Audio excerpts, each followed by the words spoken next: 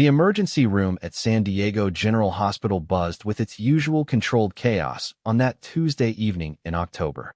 Sarah Chun had been working as a medic for only 3 months, but she had already learned to recognize the rhythm of the ER. The steady beep of monitors, the soft shuffle of nurses moving between patients, and the occasional burst of activity when an ambulance arrived. Sarah stood at the nurse's station, reviewing patient charts on her tablet.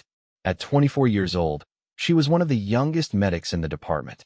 Her black hair was pulled back in a tight ponytail, and her scrubs were still crisp despite being halfway through her 12-hour shift.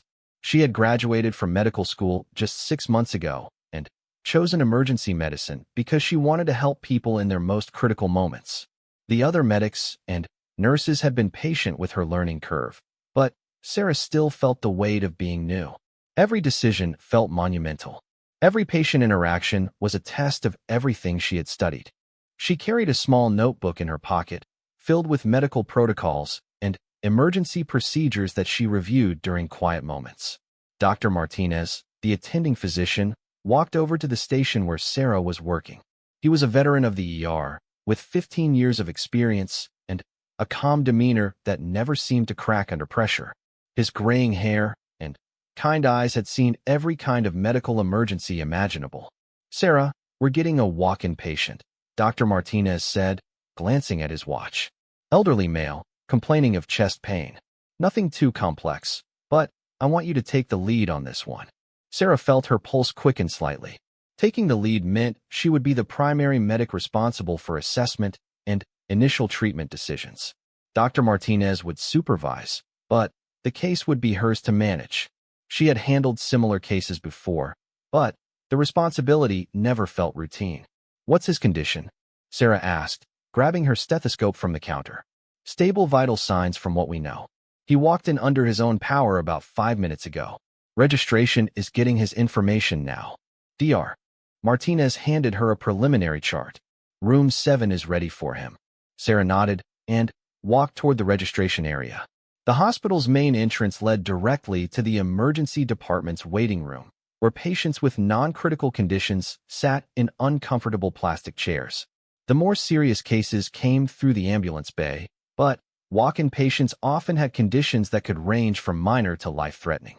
She found the patient sitting quietly in the waiting area. He appeared to be in his early 70s, with silver-gray hair and a distinguished bearing. Despite his complaint of chest pain, he sat upright and alert. He wore a simple navy blue polo shirt and khaki pants. Nothing about his appearance suggested wealth or status. He looked like any other retired gentleman who might spend his afternoons reading newspapers at the local coffee shop. "Sir, I'm Sarah Chun, one of the medics here," she said, approaching with a warm smile. "I understand you're having some chest discomfort." The man looked up at her with sharp blue eyes that seemed to take in everything around them.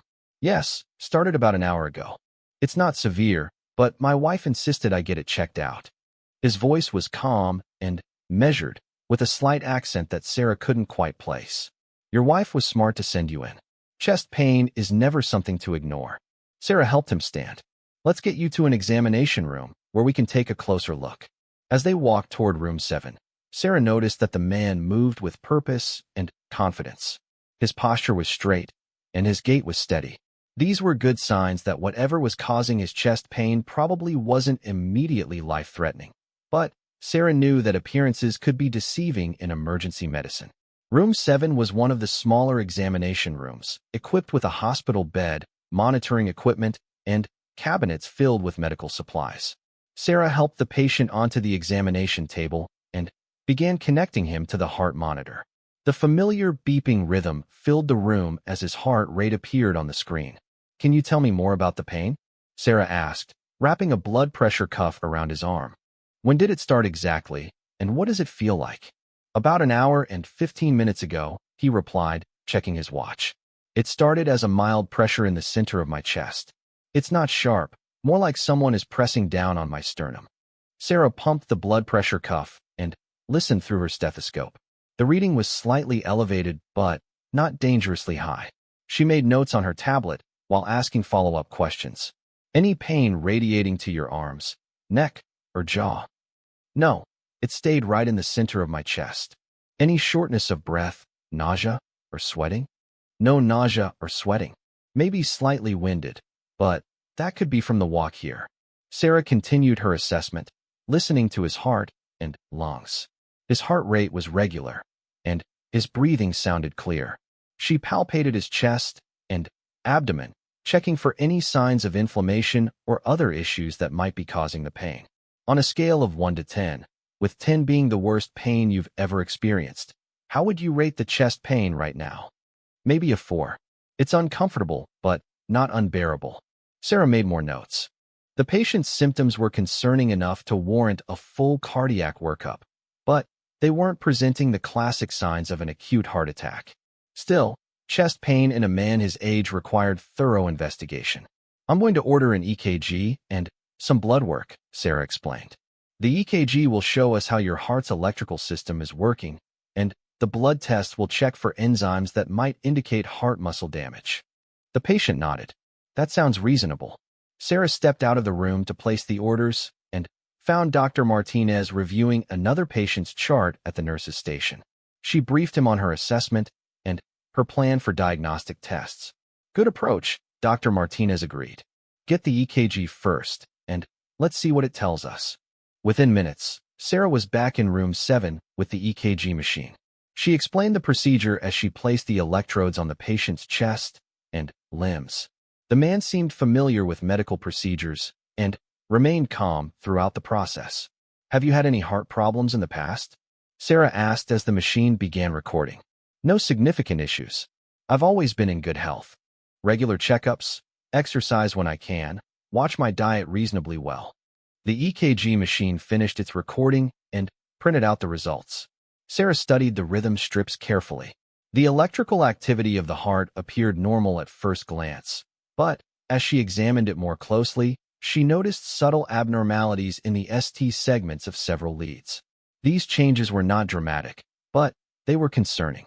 Sarah had studied enough EKGs in medical school and during her residency to recognize the early signs of cardiac ischemia. The heart muscle might not be getting enough oxygen, which could indicate a blocked or narrowed coronary artery. Sarah felt her training kick in. This was exactly the kind of situation where a quick decision could make the difference between a good outcome and a catastrophic one. The patient appeared stable now, but heart conditions could deteriorate rapidly. She stepped out of the room again to find Dr. Martinez. He was in the middle of suturing a laceration on a construction worker who had cut his hand, but Sarah knew this couldn't wait.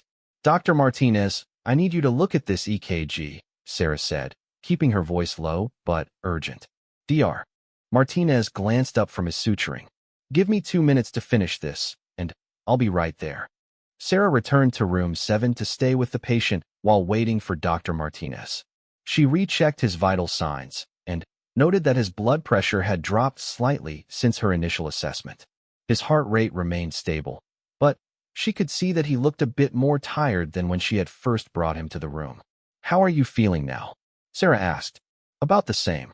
Maybe a little more tired, but nothing dramatic. Dr. Martinez entered the room, and Sarah handed him the EKG printout. She watched his face as he studied the rhythm strips. His expression grew more serious as he examined the subtle ST segment changes. This is concerning, Dr. Martinez said quietly to Sarah. I want you to get him on oxygen, start in 4, and give him aspirin. Also, let's get those cardiac enzymes drawn immediately. Sarah nodded and began gathering supplies. The patient watched with interest but didn't seem alarmed by the increased activity. Is there a problem with my heart? He asked calmly. Dr. Martinez approached the bedside.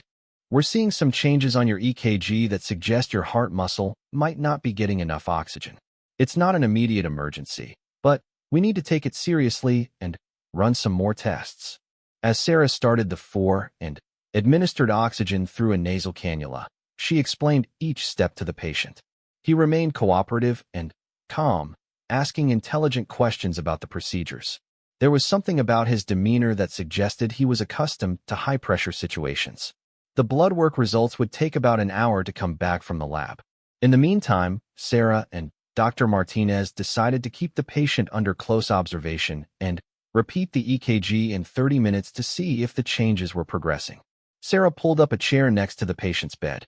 Part of her job was not just medical care, but also providing reassurance and companionship during what could be a frightening experience. "Do you live nearby?" Sarah asked, trying to keep the conversation light. "About 20 minutes from here. My wife dropped me off and went to park the car. She should be back soon." "What kind of work did you do before retirement?" The patient paused for a moment, as if considering how to answer. "I worked for the government. Various positions over the years." Sarah noticed that he was being deliberately vague, but many people were private about their work history. She didn't press for details. They chatted casually for the next 20 minutes. The patient was well-educated and well-traveled, with stories about living in different parts of the country and overseas. He spoke knowledgeably about current events and asked Sarah about her medical training and career goals. When it came time for the second EKG, Sarah set up the machine again. This time, the results were more concerning. The ST segment changes had progressed slightly, and there was new evidence of T-wave inversions in several leads. Sarah's pulse quickened as she studied the printout. These changes suggested that the heart muscle was under increasing stress. This patient was having a cardiac event that was slowly evolving, and time was becoming critical. She found Dr. Martinez immediately and showed him the new EKG. His expression confirmed her concerns. "We need to get cardiology involved right now," Dr. Martinez said. "This looks like an STEMI, a non-ST elevation myocardial infarction. He's having a heart attack." Sarah felt a surge of adrenaline mixed with professional satisfaction. Her careful monitoring and attention to subtle changes had caught a potentially life-threatening condition before it became catastrophic. This was exactly why she had chosen emergency medicine. Dr. Martinez called the cardiology department while Sarah returned to prepare the patient for more intensive treatment. They would need to start him on blood thinners, get him to the cardiac catheterization lab, and possibly perform an emergency procedure to open blocked arteries. As Sarah entered room 7, she found the patient's wife had arrived. She was a distinguished woman in her late 60s, with silver hair and an air of quiet strength. She sat next to the bed, holding her husband's hand. "Mrs." Sarah realized she hadn't gotten their last name yet. "Morrison," the woman said. "Is my husband going to be okay?" Sarah sat down across from them. "Mrs. Morrison, we've determined that your husband is having a mild heart attack.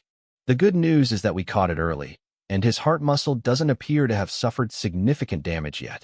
We're going to transfer him to our cardiac unit where specialists can perform a procedure to open up the blocked artery." Mr. Morrison squeezed his wife's hand.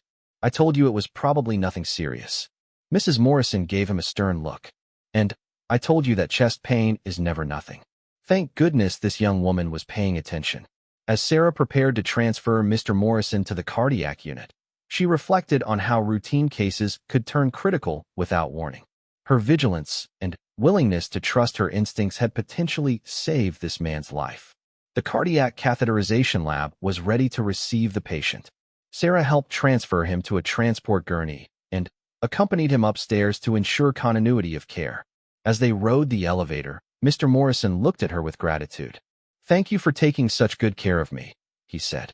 "You probably saved my life." Sarah felt the deep satisfaction that came with making a real difference in someone's life. This was why she had endured years of medical school and the stress of residency. Moments like this made all the challenges worthwhile. The cardiac catheterization lab was a high-tech environment filled with monitors, imaging equipment, and specialized tools for heart procedures. The interventional cardiologist, Dr. Patel, was already scrubbed and ready to begin the procedure. Sarah provided a detailed handoff to the cardiac team, explaining her assessment, the progression of the EKG changes, and all the treatments that had been administered. Dr. Patel listened carefully and complimented Sarah on her thorough evaluation and early detection of the cardiac event. As Sarah prepared to return to the emergency department, she felt a sense of accomplishment mixed with concern for the patient's outcome. The procedure Dr. Patel was about to perform would determine whether Mr. Morrison would make a full recovery or suffer lasting heart damage. Back in the ER, Sarah updated Dr. Martinez on the transfer and began preparing for her next patient. The emergency department never slowed down, and there were always more people who needed medical care. Dr. Martinez pulled her aside as she was reviewing new patient assignments. Excellent work on that case, Sarah. Your attention to those subtle EKG changes and your willingness to trust your clinical judgment potentially saved that man's life. Sarah felt a warm glow of professional pride. After 3 months of feeling like she was constantly learning and making mistakes, she had finally experienced the satisfaction of practicing medicine at the level she had always aspired to reach.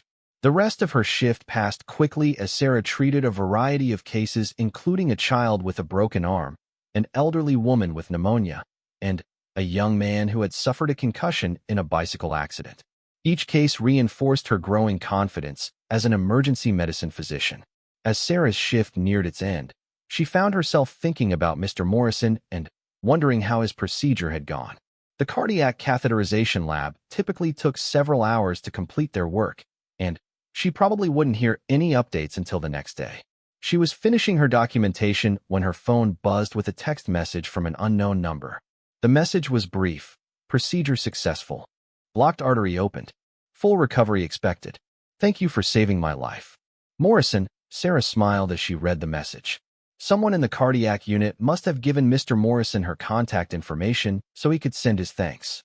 It was unusual, but touching that he had taken the time to reach out. As Sarah gathered her belongings and prepared to head home, she reflected on the day's events. She had successfully managed a complex cardiac case, earned recognition from her supervising physician, and received gratitude from a patient whose life she had helped save. The drive home through San Diego's evening traffic gave Sarah time to process the day. She had chosen emergency medicine because she wanted to make a difference in people's lives during their most vulnerable moments. Today had proven that she was capable of rising to that challenge. Her small apartment near the hospital was a modest space, but Sarah had decorated it with photos from medical school, gifts from grateful patients, and books about emergency medicine. It was a sanctuary where she could decompress after intense shifts. As Sarah prepared for bed, she set her alarm for the next morning. She had another 12-hour shift starting at 7 a.m., and the emergency department would be waiting with new challenges and new opportunities to help people in crisis. She fell asleep thinking about Mr. Morrison and hoping that his recovery would continue smoothly. In emergency medicine, you rarely got to follow up on patients after they left the ER, so his text message had been a special gift. What Sarah didn't know as she drifted off to sleep was that Mr. Morrison was not just any retired government worker. The man whose life she had saved was Admiral James Morrison, recently retired Chief of Naval Operations, and one of the highest-ranking military officials in the United States Navy. The text message she had received had not come from Mr. Morrison himself, but from a Navy communications specialist who was part of the security detail that had quietly surrounded San Diego General Hospital within minutes of the Admiral's admission to the cardiac unit. Sarah arrived at San Diego General Hospital the next morning 15 minutes early, as was her habit. The October sunrise painted the hospital building in soft orange light, and the parking lot was already busy with the morning shift change. She grabbed her coffee from the security guard's desk, a tradition that had started during her first week when she'd been too nervous to remember breakfast. The emergency department felt different that morning, though Sarah couldn't pinpoint exactly why. There seemed to be more security guards than usual, and she noticed a few men in dark suits talking quietly near the main entrance. She assumed it was related to some kind of hospital administration meeting and didn't think much about it. Dr. Martinez was already at the nurse's station when Sarah arrived, reviewing patient charts on his tablet. He looked up as she approached and smiled. "Our cardiac patient from yesterday is doing very well," Dr. Martinez said without prompting. Dr. Patel got the artery open successfully, and there was minimal heart muscle damage. Mr. Morrison should make a full recovery. Sarah felt a surge of satisfaction. "That's wonderful news. I was hoping to hear an update. You should be proud of that case," Dr. Martinez continued. "Your careful monitoring and quick recognition of the EKG changes made all the difference." As Sarah prepared for the day's cases, she noticed more unusual activity around the hospital. Additional security cameras had appeared overnight in the emergency department, and there were several new faces among the support staff. The changes were subtle, but Sarah had worked in the ER long enough to notice when routines were disrupted. Nurse Patricia Williams, who had been working in the emergency department for over 20 years, approached Sarah at the medication station. "Have you noticed anything different about the hospital today?" Patricia asked quietly. Sarah looked around the department. "Now that you mention it, there do seem to be more security people around. And some new faces I don't recognize." Patricia nodded. "I've been here long enough to know when something unusual is happening. The administration is being very quiet about it, but there are definitely more protocols in place today." Before Sarah could respond, Dr. Martinez called her over to examine a new patient who had just arrived by ambulance. A construction worker had fallen from scaffolding and was complaining of back pain. Sarah focused on the medical assessment, but she found herself occasionally glancing around the department, trying to figure out what had changed. The morning passed quickly with a steady stream of patients. Sarah treated a child with appendicitis, an elderly man with a stroke, and a young woman who had been in a car accident. Each case required her full attention, but during quiet moments, she continued to notice the increased security presence. Around noon, Dr. Martinez approached Sarah with an unusual request. "I need you to come with me to the cardiac unit," he said. "Dr. Patel wants to discuss the Morrison case with both of us." This was unusual. Emergency department physicians rarely got called back to consult on cases after patients had been transferred to specialty units.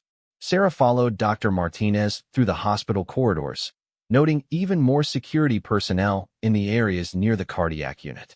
The cardiac intensive care unit was on the 5th floor of the hospital. As they rode the elevator, Dr. Martinez seemed more serious than usual. "Sarah, I want to prepare you for something," he said as the elevator rose. "Mr. Morrison is not exactly the retired government worker he appeared to be yesterday." Sarah felt a flutter of confusion. "What do you mean?" "You'll understand in a few minutes. Just remember that you did excellent medical work yesterday, regardless of who the patient turned out to be." The elevator doors opened, and Sarah immediately noticed that the entire cardiac unit looked different. There were at least 6 people in dark suits positioned at various points throughout the floor.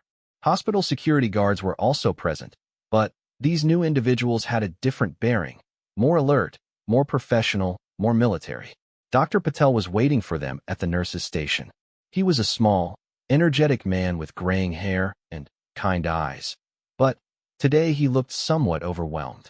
"Dr. Martinez, Sarah, thank you for coming up," Dr. Patel said. "I wanted to update you on Mr. Morrison's condition, and there are some people who would like to speak with you." As they walked toward Mr. Morrison's room, Sarah noticed that it was the largest private room on the floor, and it had been converted into something that looked more like a command center than a hospital room. There were additional monitors, communication equipment, and several people in military uniforms. A woman in a Navy dress uniform approached them. She was in her early 40s, with short brown hair and a confident manner. Her uniform displayed the rank insignia of a captain. "Dr. Martinez, Ms. Chun, I'm Captain Rebecca Torres, United States Navy. I'm here to brief you on the patient you treated yesterday." Sarah felt her stomach drop. Whatever was happening here was far beyond anything she had expected. Captain Torres led them to a small conference room adjacent to the cardiac unit. Inside, there were 2 more people in military uniforms and a man in a civilian suit who had the bearing of a government official. "Please sit down," Captain Torres said. "What I'm about to tell you is classified information, and I need your commitment that you will not discuss this with anyone outside this room." Sarah and Dr. Martinez exchanged glances. Dr. Martinez nodded slowly, and Sarah found herself doing the same. "The patient you know as Mr. Morrison is actually Admiral James Morrison, recently retired Chief of Naval Operations.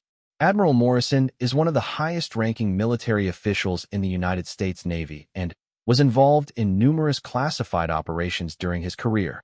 Sarah felt like the room was spinning. The quiet, polite man she had treated for chest pain was one of the most important military leaders in the country. Captain Torres continued. "Admiral Morrison's medical emergency yesterday could have been catastrophic, not just for him personally, but for national security reasons. The fact that you detected his cardiac event early and provided excellent care potentially prevented a much more serious situation." The man in the civilian suit spoke up. "Ms. Chun, your medical assessment and treatment of Admiral Morrison has been reviewed by Navy medical personnel and Department of Defense officials. Your performance was exemplary. Sarah found her voice. I just did my job. I treated him the same way I would treat any patient with chest pain. That's exactly why your care was so effective, Captain Torres said. You approached his case with professionalism and attention to detail without being influenced by his identity. Dr. Patel entered the conference room. I wanted to update you on the Admiral's current condition. The cardiac catheterization was successful. We found a 90% blockage in his left anterior descending artery, the Widowmaker artery. If you hadn't caught the early signs of his heart attack, he would likely have suffered massive cardiac damage or death. Sarah felt overwhelmed by the implications of what she was hearing. The patient she had thought was a routine chest pain case had actually been a major national security figure having a potentially fatal heart attack. Can I see him? Sarah asked. I'd like to check on his recovery. Captain Torres nodded. The Admiral specifically asked to speak with you. He's awake and alert. They walked back to Admiral Morrison's room. The space had been transformed since yesterday. In addition to the standard cardiac monitoring equipment, there were secure communication systems, additional staff, and what appeared to be Navy medical personnel. Admiral Morrison was sitting up in bed, looking much better than he had the previous evening. He was wearing a hospital gown, but his posture and demeanor still projected authority and command presence. When he saw Sarah enter the room, his face lit up with a genuine smile. Miss Chun, I understand I owe you my life, Admiral Morrison said, extending his hand. Sarah approached the bed and shook his hand.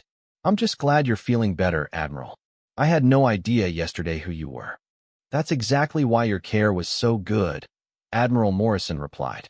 You treated me as a patient who needed medical attention, not as a military official.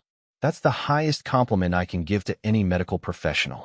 Mrs. Morrison was also in the room, sitting in a chair next to the bed. She stood and approached Sarah. Thank you for taking such good care of my husband, she said. The doctors tell us that your quick thinking saved his life. Sarah felt emotional, but tried to maintain her professional composure. I'm just doing what any emergency medicine physician would do. We're trained to look for subtle signs and take chest pain seriously. Admiral Morrison gestured for Sarah to sit down. I'd like to tell you a little bit about why your care was so important, beyond just the personal level. Sarah took a seat, still feeling overwhelmed by the situation.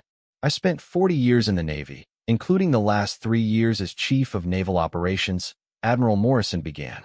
Even though I'm retired, I still have access to classified information and maintain relationships with current military leadership. If I had died yesterday, it would have created complications beyond just the personal loss to my family.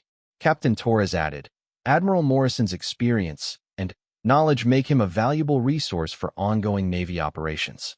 His sudden death would have required immediate security protocols and could have affected current military planning. Sarah was beginning to understand the scope of what had happened. Her medical care had not just saved a life, it had prevented a potential national security incident. What happens now? Sarah asked. Now, Admiral Morrison recovers, Captain Torres said. He'll remain here for a few more days while the cardiac team monitors his heart function. The security presence will continue until he's cleared to go home. Admiral Morrison looked at Sarah seriously. I want you to know that your professionalism and medical skill will not go unrecognized. Captain Torres will be providing a formal commendation to your hospital administration, and this case will become part of your permanent record as an example of excellent emergency medicine. Sarah felt honored, but also somewhat overwhelmed. I appreciate that, Admiral, but I really was just doing my job. The best military leaders are the ones who just do their job when the pressure is highest, Admiral Morrison replied. You demonstrated exactly that kind of professionalism yesterday. Dr. Patel stepped forward. Admiral Morrison will probably be able to go home by the weekend. His heart function is already improving, and the stent placement was successful. He should be able to return to normal activities within a few weeks. As the meeting concluded, Captain Torres handed Sarah a business card. If you ever have any questions about this case, or if you're ever interested in military medicine, please don't hesitate to contact me. Sarah and Dr. Martinez returned to the emergency department, both feeling somewhat stunned by what they had just experienced. The usual chaos of the ER felt almost normal compared to the intensity of the classified briefing they had just attended.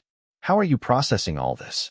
Dr. Martinez asked as they walked back to the nurse's station. I'm not sure, Sarah replied honestly. It's surreal to think that a routine chest pain case turned into something with national security implications. The rest of Sarah's shift passed in a blur. She found it difficult to focus on routine cases after learning about Admiral Morrison's true identity. Every patient interaction felt somehow different, knowing that she had potentially saved the life of one of the country's most important military leaders. As evening approached, Sarah's phone buzzed with another text message from the same unknown number that had contacted her the night before. This message was longer. Ms. Chun, this is Admiral Morrison. I wanted to personally thank you for the excellent medical care you provided yesterday. Your professionalism and attention to detail exemplify the best qualities of the medical profession. I will be recommending you for recognition through both Navy and civilian channels. Please know that your service to our country, through your medical expertise, is deeply appreciated. Sarah stared at the message for several minutes. In less than 24 hours, her understanding of her role as an emergency medicine physician had been completely transformed. She had always known that emergency medicine could be a matter of life and death, but she had never considered that her medical decisions might have implications beyond the hospital walls. That evening, as Sarah drove home, she noticed something she hadn't seen before. There were additional police patrols in the area around the hospital, and she spotted what appeared to be unmarked government vehicles positioned at various points throughout the medical district. The security presence around Admiral Morrison's medical care was clearly extensive and well-coordinated. Sarah realized that from the moment the Admiral had walked into the emergency department, his presence had probably been monitored and protected in ways that she had never noticed. Her apartment felt like a refuge after the intensity of the day. Sarah made herself dinner and tried to process everything that had happened. She found herself reviewing her medical assessment of Admiral Morrison, wondering if she had missed any signs or made any mistakes. But as she thought through the case step by step, she felt confident that she had followed proper protocols and made good clinical decisions. The fact that Admiral Morrison was a high-ranking military official hadn't changed the medical reality of his condition. He had been having a heart attack, and she had recognized it early enough to prevent serious complications. Sarah's phone rang around 9 o'clock. The caller ID showed her mother's number. "Hi, Mom," Sarah answered. "Hi, honey. How was your day at work?" Sarah paused, thinking about how to answer. She couldn't discuss the classified aspects of Admiral Morrison's case, but she could share her professional satisfaction. "I had a really good day, actually. I managed a complex cardiac case that turned out very well. The patient is going to make a full recovery." "That's wonderful, sweetheart. I'm so proud of what you're doing. Your father and I always knew you'd make an excellent doctor." After talking with her mother for a few minutes, Sarah hung up and realized how much her confidence as a physician had grown in just 24 hours. The successful management of Admiral Morrison's case had proven to herself that she was capable of handling high-pressure situations and making critical decisions. As she prepared for bed, Sarah reflected on the unexpected turn her career had taken. She had entered emergency medicine expecting to help people during medical crises, but she had never imagined that her medical skills might intersect with national security concerns. The text message from Admiral Morrison was still on her phone, and she read it one more time before turning off the lights. The recognition from such a distinguished military leader was humbling and inspiring. Sarah fell asleep that night with a new understanding of her role as an emergency medicine physician. Her job wasn't just about treating medical conditions. It was about being prepared to handle any situation that came through the hospital doors, regardless of how unexpected or complex it might be. What Sarah still didn't know was that Admiral Morrison's cardiac event was about to create ripple effects that would reach far beyond the walls of San Diego General Hospital. And her role in saving his life was about to bring opportunities and challenges she could never have imagined. 3 days after Admiral Morrison's cardiac catheterization, Sarah was working another day shift when her routine was interrupted by an unexpected visitor. She was reviewing lab results at the nurse's station when Dr. Martinez approached with a man she didn't recognize. The stranger was in his early 50s, tall and lean, with graying hair and sharp green eyes. He wore a well-tailored dark suit and carried himself with the same kind of quiet authority that Sarah had noticed in Admiral Morrison. There was something about his bearing that suggested military or government background. "Sarah, this is Commander David Walsh from the Navy Medical Research Command," Dr. Martinez said. "He'd like to speak with you about the Admiral Morrison case." Commander Walsh extended his hand with a firm handshake. "Ms. Chun, it's a pleasure to meet you. I've been reviewing your medical assessment and treatment of Admiral Morrison, and I'm very impressed with your work."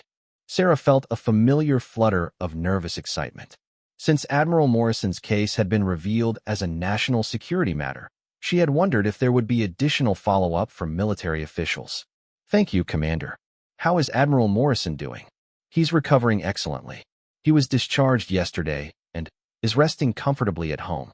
Dr. Patel expects him to make a full recovery." Commander Walsh paused and glanced around the busy emergency department. "I was wondering if we could speak privately for a few minutes. There's something I'd like to discuss with you."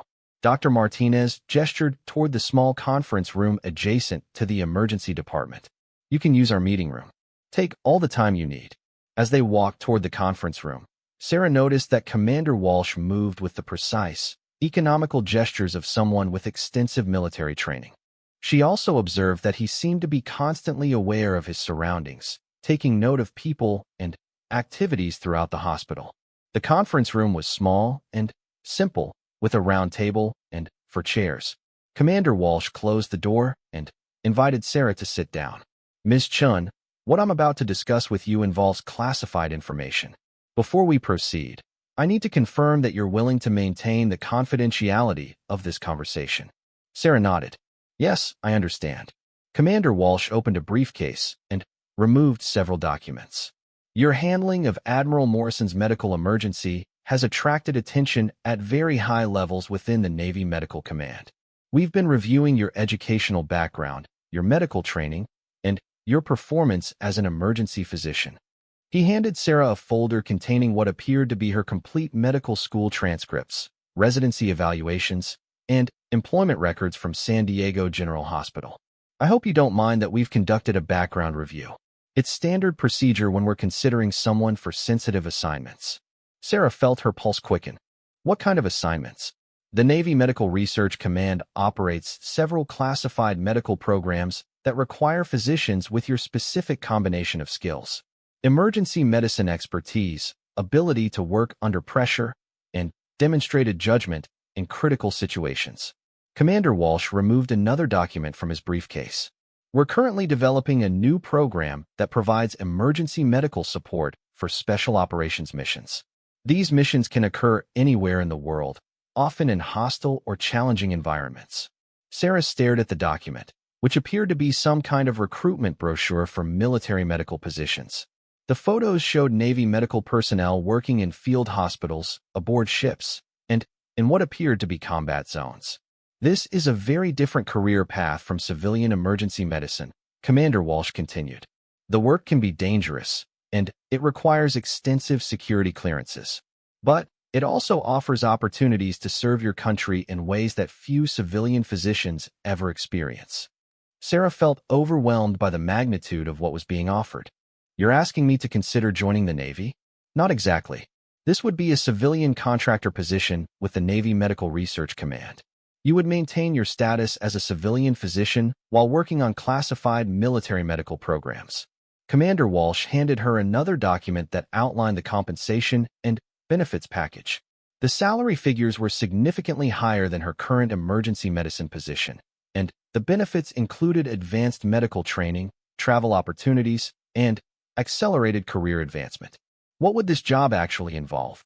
Sarah asked.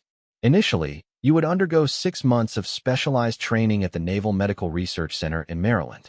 This training would cover combat medicine, tropical disease management, toxicology, and emergency procedures for military operations." He turned to a page in the briefcase that showed photos of medical facilities at various military bases around the world. "After training, you would be assigned to support special operations teams that conduct missions in high-risk environments. Your role would be to provide emergency medical care for military personnel and sometimes civilian populations in areas where conventional medical facilities are not available." Sarah studied the photos and documents, trying to process the enormity of what was being offered. 6 months ago, she had been a medical student wondering if she was smart enough to become a competent emergency physician. Now, she was being recruited for classified military medical operations. "This is a lot to consider," Sarah said honestly. "I never imagined that treating a chest pain patient would lead to something like this." Commander Walsh smiled. "The best military medical personnel are often discovered exactly this way. They demonstrate excellence in civilian medicine, and someone recognizes that their skills could serve a larger purpose." He handed her a business card with contact information for the Navy Medical Research Command. "I'm not asking for an immediate decision. This is a significant career change that requires careful consideration. Take some time to think about it, discuss it with people you trust, and contact me when you're ready to talk further." Sarah looked at the business card. It listed Commander Walsh's title as Director of Special Operations Medical Recruitment. "How long do I have to decide?" "There's no official deadline, but we're hoping to fill several positions within the next few months. The sooner you can make a decision, the better we can plan our training schedules." As Commander Walsh packed up his documents, Sarah found herself thinking about the implications of what she was being offered. It was an opportunity for professional advancement and service to her country, but it would also mean leaving behind the civilian medical career she had worked so hard to build. "Can I ask you something?" Sarah said as Commander Walsh prepared to leave. "Of course. How many other physicians are being recruited for this program?" "You're one of only 3 candidates we're currently considering. Your performance in the Admiral Morrison case, combined with your medical training and personal background, makes you an ideal fit for what we're trying to accomplish."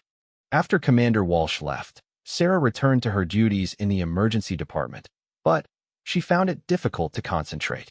Every patient interaction reminded her of the skills and judgment that had attracted military attention.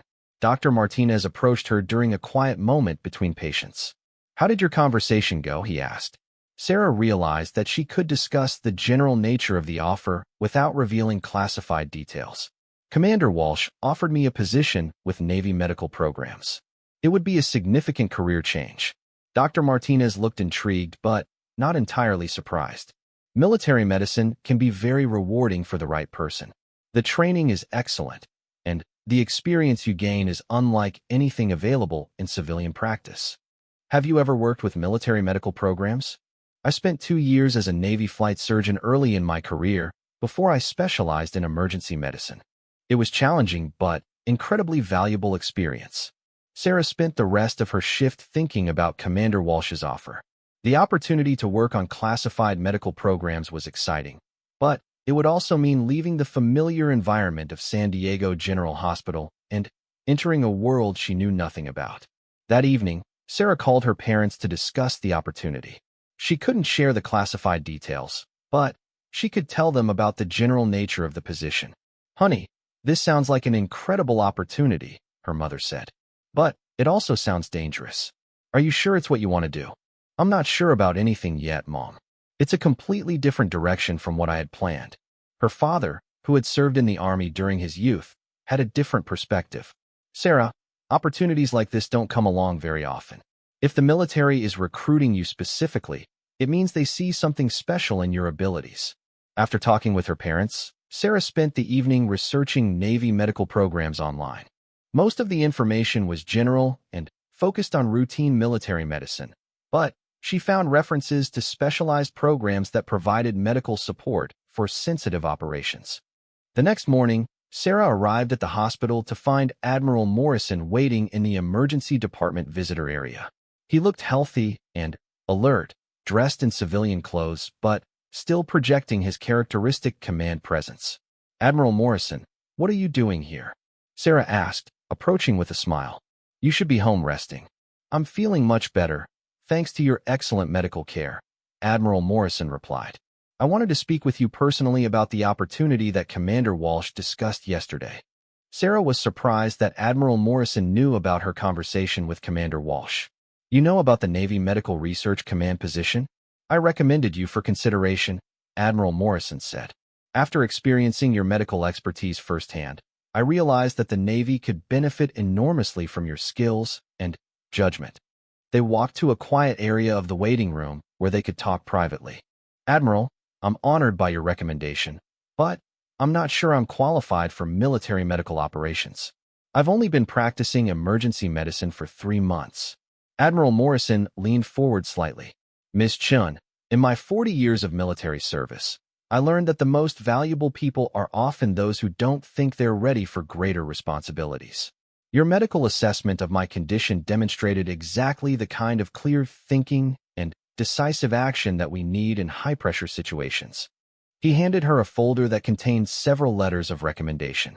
I've written a personal recommendation for your application to the Navy Medical Research Command. I've also asked Dr. Patel and Dr. Martinez to provide their assessments of your medical skills. Sarah opened the folder and found formal letters from all three physicians praising her clinical judgment, medical knowledge, and professionalism. Admiral Morrison's letter was particularly detailed in its description of how her care had potentially saved his life and prevented a national security incident. These letters will carry significant weight in the application process, Admiral Morrison continued. The Navy Medical Research Command takes recommendations from senior military officials very seriously. Sarah felt both honored and overwhelmed by the level of support she was receiving. Why is this position so important to the Navy? Admiral Morrison's expression became more serious. The nature of modern military operations requires medical personnel who can operate independently in challenging environments. Traditional military medicine is focused on large-scale operations with extensive support infrastructure. He gestured toward the hospital around them. But many current missions involve small teams operating in remote locations where conventional medical support is not available. We need physicians who can provide emergency care with limited resources and make critical decisions without supervision. Sarah began to understand the scope of what the Navy was trying to accomplish. You're talking about combat medicine? Combat medicine is part of it, but the responsibilities extend beyond traditional battlefield care. You might be providing medical support for humanitarian missions, disaster relief operations, or diplomatic security situations. Admiral Morrison handed her another document that outlined the various types of missions that Navy Special Operations medical personnel supported. The common thread in all these missions is the need for physicians who can adapt quickly to unexpected situations and provide excellent medical care under pressure. Your performance in my case demonstrated exactly those qualities. As Sarah reviewed the mission descriptions, she realized that the work would be unlike anything she had experienced in civilian emergency medicine. The challenges would be enormous, but the opportunity to serve her country and help people in critical situations was compelling. What would happen to my civilian medical career if I took this position? Sarah asked. The Navy Medical Research Command position would actually enhance your civilian credentials, Admiral Morrison replied. The training and experience you would gain are highly valued in civilian emergency medicine. Many physicians who complete military medical service return to civilian practice with advanced skills that make them leaders in their field. Before leaving, Admiral Morrison handed Sarah one final document. This is contact information for 3 physicians who have worked in Navy Special Operations medical programs. I've asked them to be available if you want to discuss what the work is really like. That evening, Sarah called the first physician on Admiral Morrison's list. Dr. Lisa Rodriguez was an emergency medicine physician who had worked with Navy Special Operations teams for 5 years before returning to civilian practice in Los Angeles. Sarah, Admiral Morrison told me you might call, Dr. Rodriguez said. I'm happy to answer any questions about the Navy Medical Research Command position. What was the experience really like? Sarah asked. Challenging, rewarding, and unlike anything I could have experienced in civilian medicine, Dr. Rodriguez replied. I provided medical care in places most people have never heard of, worked with some of the most professional military personnel in the world, and gained skills that have made me a better emergency physician. They talked for over an hour about the training process, the types of missions Dr. Rodriguez had supported, and the personal and professional benefits of military medical service. The most important thing to understand, Dr. Rodriguez concluded, is that this work requires complete commitment. When you're supporting a special operations mission, people's lives depend on your medical expertise. It's a huge responsibility, but it's also incredibly fulfilling. After the conversation, Sarah felt more informed about the opportunity, but also more aware of the magnitude of the decision she was facing. The position offered professional advancement and the chance to serve her country, but it would also require her to leave behind the civilian medical career she had worked so hard to build. As she prepared for bed, Sarah realized that Admiral Morrison's cardiac emergency had set in motion a series of events that could completely change the direction of her life. The routine chest pain case that had seemed so straightforward just a few days earlier had opened doors she never could have imagined. 2 weeks after her conversation with Commander Walsh, Sarah was still wrestling with the decision about the Navy Medical Research Command position when events took another unexpected turn. She was halfway through a night shift when Dr. Martinez approached her with a sense of urgency she rarely saw in the veteran emergency physician. "Sarah, I need you to come with me immediately," Dr. Martinez said, grabbing his jacket from the nurse's station. "We're being called to provide emergency medical support for a situation downtown." Sarah looked around the emergency department. It was a busy Friday night, with patients waiting in several examination rooms. "Can the department spare both of us?" This request came directly from the hospital administration, and they specifically asked for you by name, Dr. Martinez replied, handing Sarah her medical bag. "Dr. Peterson is covering for both of us until we get back." As they hurried toward the hospital's main entrance, Sarah noticed the same kind of increased security activity that had surrounded Admiral Morrison's case. There were additional guards at the doors, and she spotted several people in dark suits talking quietly into communication devices. A black SUV was waiting at the hospital's emergency entrance. The driver was a Navy petty officer in uniform, and there was another military official in the passenger seat.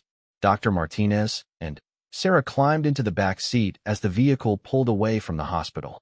"Where are we going?" Sarah asked. Dr. Martinez checked his watch. "The port of San Diego. There's been an incident on a Navy ship, and they need emergency medical personnel who have experience with cardiac cases." The drive through downtown San Diego took about 15 minutes. As they approached the port area, Sarah could see an unusual amount of activity.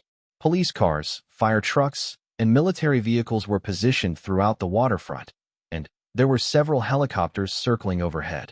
The SUV passed through multiple security checkpoints before arriving at a restricted area of the naval base.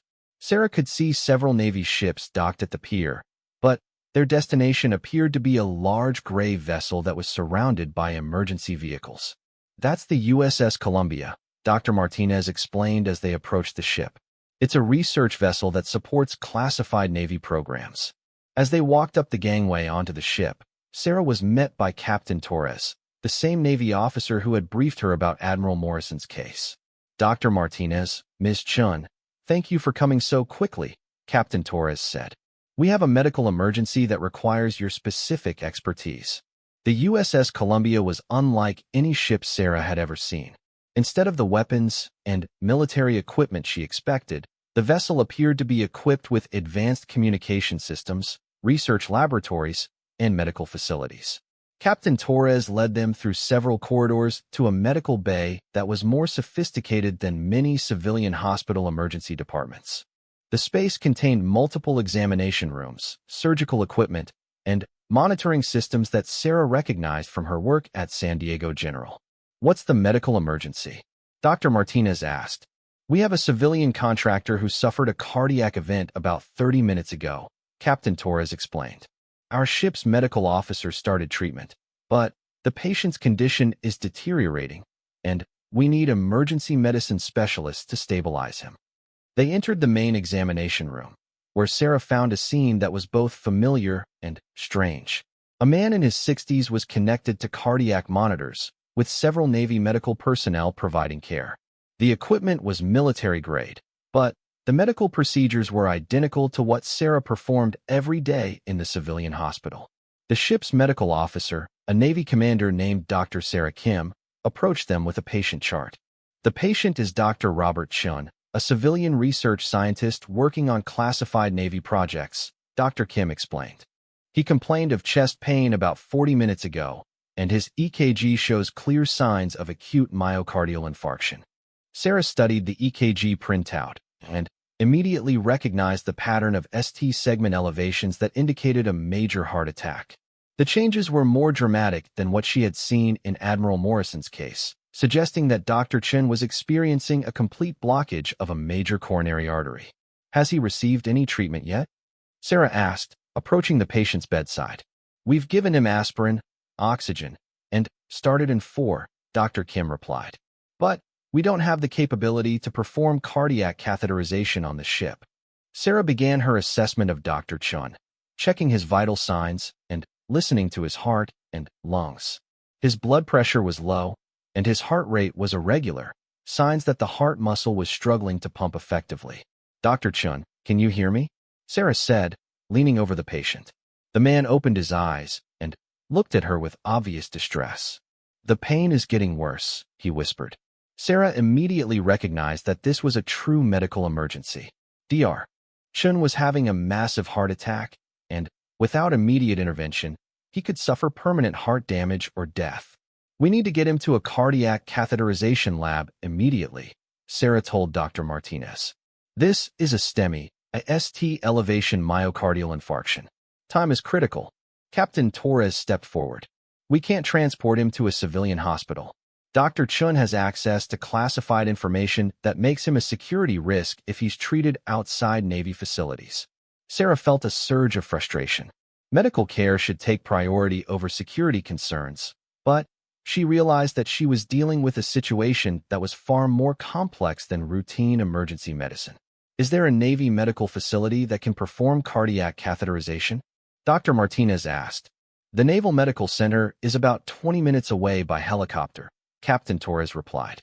But we need to stabilize Dr. Chen before transport. Sarah quickly reviewed the available medical options. Dr. Chen needed immediate treatment to restore blood flow to his heart muscle, but the ship's medical facilities were limited compared to a full hospital. We can give him thrombolytics, Sarah said, referring to medications that could dissolve blood clots in coronary arteries. It's not as effective as cardiac catheterization, but it might restore some blood flow until we can get him to proper facilities. Dr. Kim nodded. We have thrombolytic medications in our pharmacy. What dosage do you recommend? Sarah calculated the appropriate medication dosage based on Dr. Chen's weight and medical history. As the Navy medical team prepared the drugs, she continued to monitor his cardiac rhythm and vital signs. The next 30 minutes were critical. Sarah administered the thrombolytic medication and watched Dr. Chen's cardiac monitors for signs of improvement. Slowly, his heart rhythm began to stabilize, and his blood pressure started to rise. The medication is working, Sarah announced to the medical team. His EKG is showing some improvement in the ST segments. Captain Torres coordinated with the helicopter crew while Sarah and Dr. Martinez prepared Dr. Chen for transport. The patient would need to remain on continuous cardiac monitoring during the flight to the Naval Medical Center. As they transferred Dr. Chen to a transport stretcher, he grabbed Sarah's arm. Thank you, he whispered. I know who you are. Admiral Morrison told me about your medical skills. Sarah was surprised that Dr. Chen knew about her previous case. Just focus on getting better. The doctors at the Naval Medical Center will take excellent care of you. The helicopter transport to the Naval Medical Center took place in darkness, with Sarah and Dr. Martinez accompanying Dr. Chen to provide medical care during the flight. Sarah had never provided emergency medical care in a helicopter before, but the Navy medical team had equipped the aircraft with everything necessary for cardiac monitoring and emergency treatment. During the flight, Dr. Chen remained stable, and Sarah was optimistic that the thrombolytic medication had prevented the worst complications of his heart attack. However, he would still need cardiac catheterization to determine the extent of damage to his heart muscle. The Naval Medical Center was a large, modern facility that rivaled any civilian hospital Sarah had worked in. The cardiac catheterization lab was ready to receive Dr. Chen, and the cardiology team was led by a Navy physician who had trained at some of the most prestigious medical centers in the country. As Sarah provided a detailed handoff to the Navy medical team, she realized that she had just experienced another example of the kind of medical challenges she would face if she accepted the position with the Navy Medical Research Command. Dr. Martinez and Sarah remained at the Naval Medical Center until Dr. Chen's cardiac catheterization was completed. The procedure was successful, revealing a blocked artery that was reopened with a stent. Dr. Chen was expected to make a full recovery. As they prepared to return to San Diego General Hospital, Captain Torres approached Sarah in the waiting area. "Ms. Chun, your medical care probably saved Dr. Chen's life tonight," Captain Torres said. "The thrombolytic treatment you provided bought us enough time to get him to proper cardiac facilities." Sarah felt the same professional satisfaction she had experienced with Admiral Morrison's case. "I'm just glad he's going to be okay. This case demonstrates exactly why we need physicians like you in Navy medical programs," Captain Torres continued.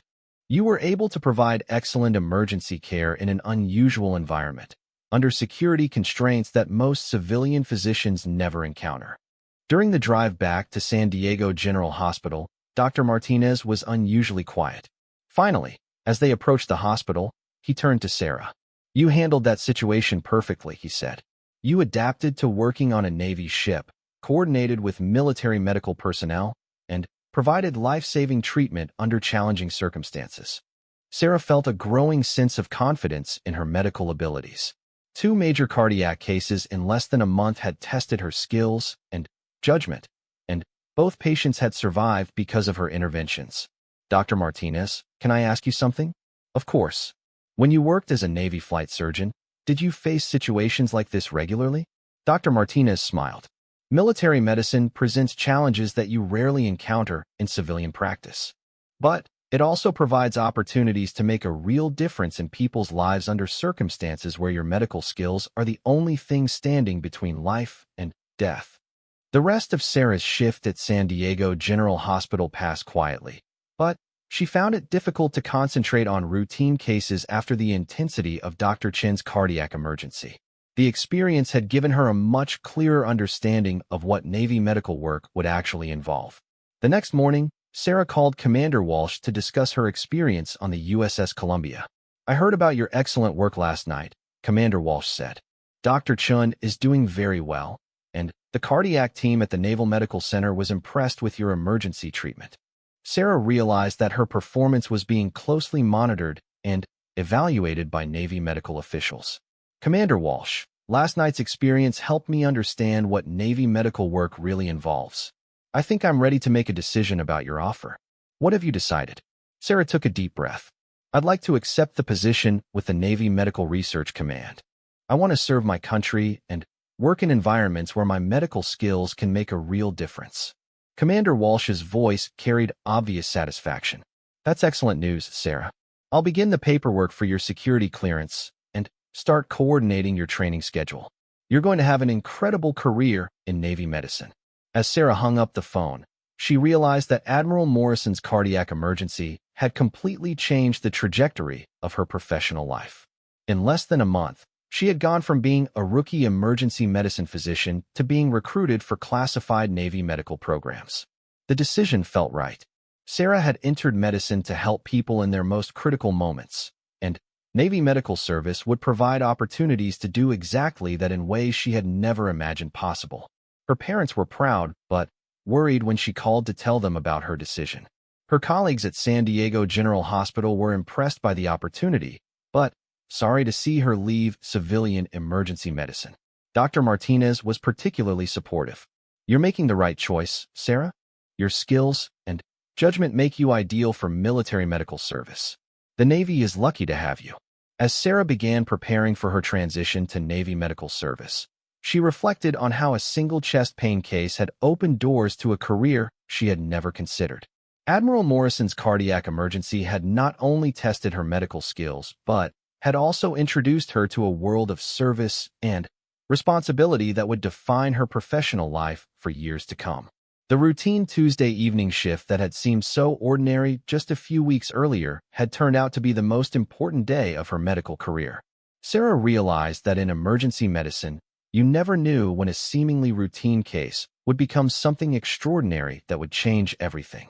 6 months later, Sarah stood in the main briefing room at the Naval Medical Research Center in Bethesda, Maryland, wearing the crisp uniform of a Navy medical contractor. The intensive training program she had completed over the past 6 months had transformed her from a rookie emergency physician into a specialist in combat and special operations medicine. The training had been unlike anything she had experienced in medical school or residency. She had learned to perform emergency surgery in field conditions, treat tropical diseases, manage chemical and biological exposure cases, and provide medical care while under hostile fire. The coursework had been demanding, but Sarah had thrived in the challenging environment. Today marked the end of her training and the beginning of her first operational assignment. Commander Walsh stood at the front of the briefing room, addressing Sarah and two other physicians who had completed the program alongside her. "Ladies and gentlemen, congratulations on completing the Navy Special Operations Medical Training Program," Commander Walsh said. "You are now qualified to provide medical support for some of the most critical missions conducted by the United States Navy." Sarah felt a surge of pride and accomplishment. The past 6 months had tested her medical knowledge, physical endurance, and mental resilience in ways she had never imagined possible.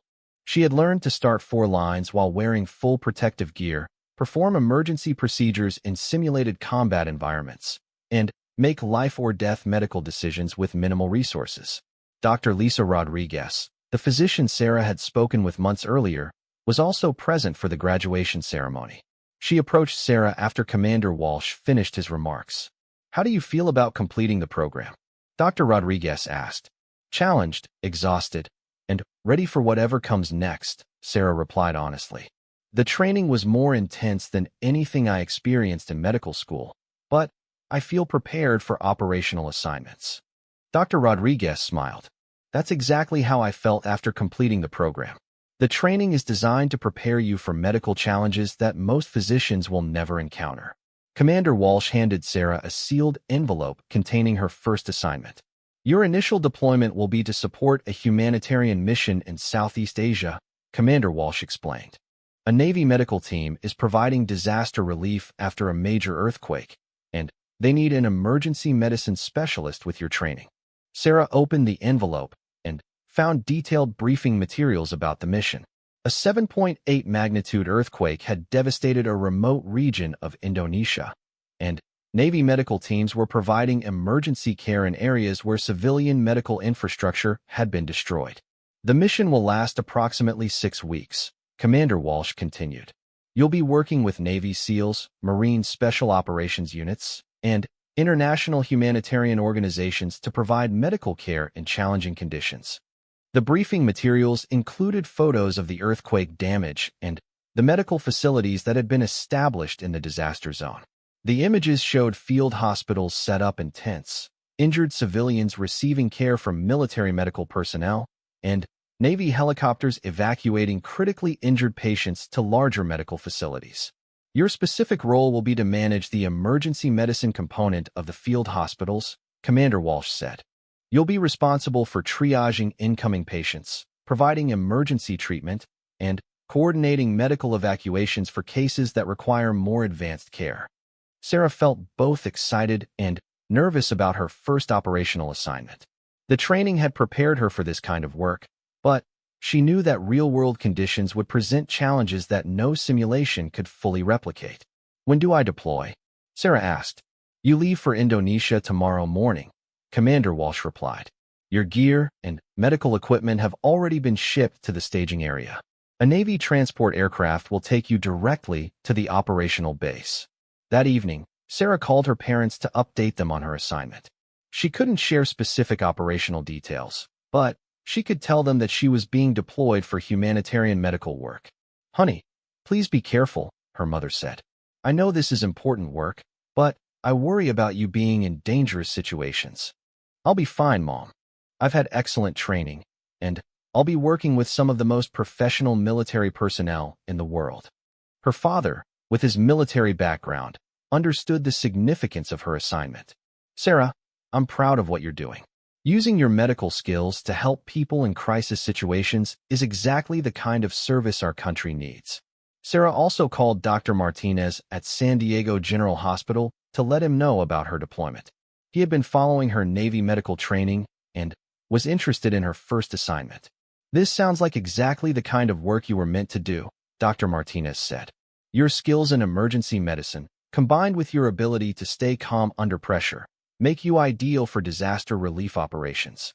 The next morning, Sarah boarded a Navy transport aircraft at Andrews Air Force Base outside Washington, D.C. The flight to Indonesia would take nearly 24 hours, with refueling stops in Alaska and Guam. Sarah used the long flight time to review her mission briefing materials and familiarize herself with the medical protocols for disaster relief operations. The aircraft was configured for military transport, with basic seating and minimal amenities.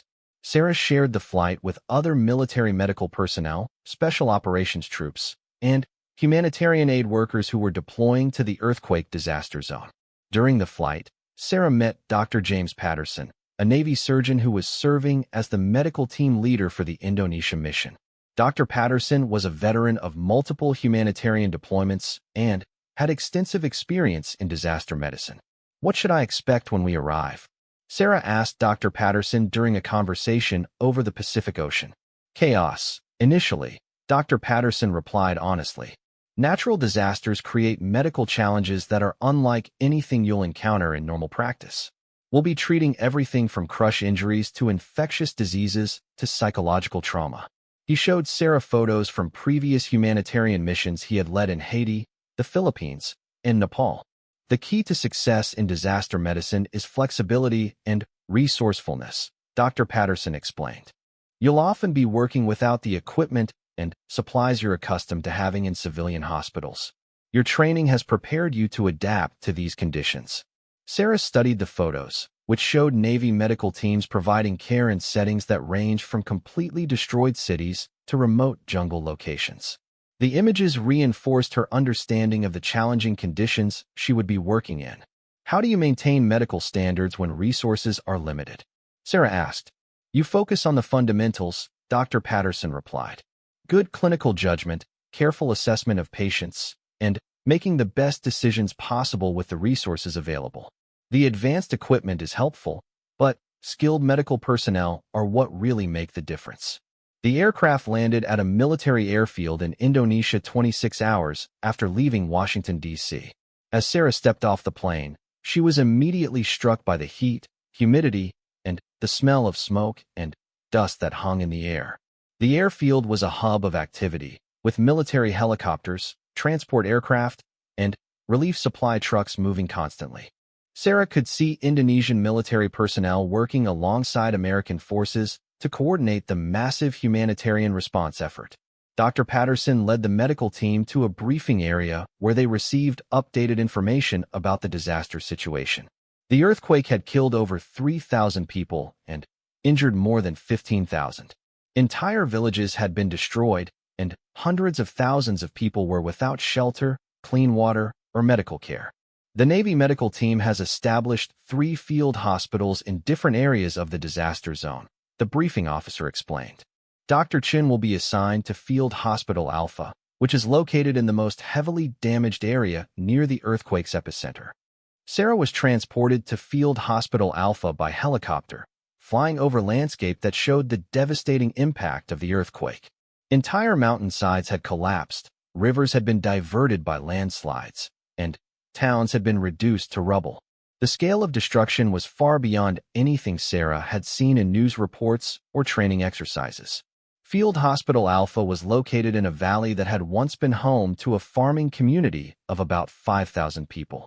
The hospital consisted of a series of large tents connected by walkways, with separate areas for emergency treatment, surgery, recovery, and medical supplies.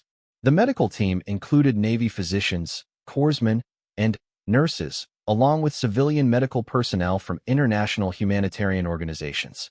Despite being set up in tents, the hospital was equipped with sophisticated medical equipment that had been airlifted to the disaster zone. Dr. Susan Wright, the emergency medicine physician Sarah was replacing, briefed her on the current patient load and medical challenges. "We're seeing about 200 patients per day," Dr. Wright explained as they walked through the hospital. "About half are earthquake-related injuries, fractures, crush injuries, lacerations. The other half are medical conditions that have been complicated by the disaster: diabetes patients without medication, heart patients under stress, infections caused by contaminated water." Sarah was immediately impressed by the organization and professionalism of the medical team. Despite working in tents in a disaster zone, the medical care being provided met the same standards she was accustomed to in civilian hospitals. Her first patient was a 7-year-old girl who had been trapped under debris for 3 days before being rescued. The child had a fractured leg, dehydration, and signs of infection, but she was alert and responsive. As Sarah examined the girl and coordinated her treatment, she realized that her Navy medical training had prepared her perfectly for this kind of work. The clinical skills were the same as civilian emergency medicine, but the environment required the adaptability and resourcefulness she had learned in military training. Over the following weeks, Sarah treated hundreds of earthquake victims. She performed emergency surgery on a construction worker whose leg had been crushed by falling concrete. She managed a pregnant woman who went into premature labor after losing her home in the disaster. She treated elderly patients whose chronic medical conditions had been complicated by the stress and displacement caused by the earthquake. Each case reinforced Sarah's understanding of why her medical skills were so valuable in humanitarian operations. In many cases, the Navy medical team was the only source of professional medical care available to disaster victims. Without their presence, many of the patients Sarah treated would have died or suffered permanent disabilities. One of the most challenging cases came during Sarah's third week at Field Hospital Alpha. Indonesian rescue workers brought in a family of 5 who had been trapped in their collapsed home for over a week. The parents and 3 children were all suffering from crush injuries, dehydration, and the beginning stages of organ failure.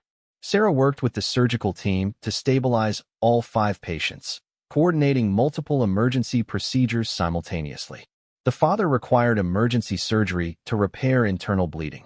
The mother needed dialysis to support her failing kidneys. The 3 children required careful management of their fluid balance and nutritional status. For 72 hours, Sarah barely left the hospital as she monitored the family's recovery. The case required all of her emergency medicine skills, plus the additional training in disaster medicine she had received from the Navy. All 5 family members survived and were eventually evacuated to a major hospital in Jakarta for continued care. As Sarah watched the helicopter carry the family to safety, she felt the deep satisfaction that came from using her medical skills to make a real difference in people's lives. Dr. Patterson approached Sarah as she watched the evacuation helicopter disappear into the distance. "That was exceptional medical care under extremely difficult conditions," Dr. Patterson said. "You've demonstrated exactly why the Navy recruited you for this program." As Sarah's deployment in Indonesia neared its end, she reflected on how much she had grown as a physician over the past 6 weeks. The experience had tested every aspect of her medical training and had shown her that she was capable of providing excellent medical care in conditions she had never imagined possible. On her final day at Field Hospital Alpha, the Indonesian government officials visited the hospital to thank the Navy medical team for their humanitarian work. Sarah was introduced as one of the physicians who had provided life-saving medical care to earthquake victims. The Indonesian health minister shook Sarah's hand and spoke through a translator. "He says that your medical skills have helped save many lives, and the people of Indonesia will always remember the kindness of the American medical team." As Sarah prepared to return to the United States, she realized that her journey from rookie emergency physician to Navy Special Operations medical specialist had been completed. Admiral Morrison's cardiac emergency, which had seemed like such a routine case just 8 months earlier, had led to a career path that was more rewarding and challenging than anything she had originally planned. The flight back to the United States gave Sarah time to process her experiences and plan for her next Navy medical assignment. Commander Walsh had already briefed her on upcoming missions that would take her to different parts of the world where her medical skills were needed. As the transport aircraft crossed the Pacific Ocean, Sarah looked out the window at the vast expanse of